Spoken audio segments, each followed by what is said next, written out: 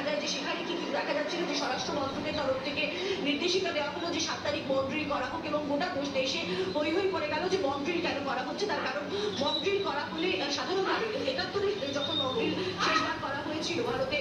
দেশ জুড়ে যখন মক ড্রিল করা হয়েছিল তার কদিন পরে কিন্তু ভারত ফুল ফ্লেজ এসকালেশনে গেছিল, পুরোপুরি যুদ্ধ পরিস্থিতি তৈরি হচ্ছিল। ফলে সেই একটা অ্যাপ্রিহেনশন ভারতবাসীর সঙ্গে সঙ্গে কিন্তু পাকিস্তানও কিন্তু করছিল, কিন্তু তারা বুঝতে পারেনি যে ভারত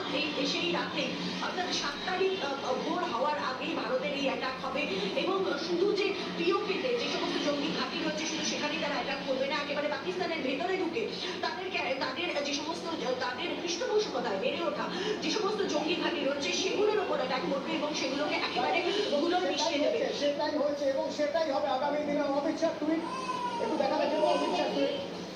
প্রধানমন্ত্রী নরেন্দ্র মোদী অল আউট ছাড় দিয়ে দিয়েছিলেন, খোলা ছুট যে সেটা যা করবে যা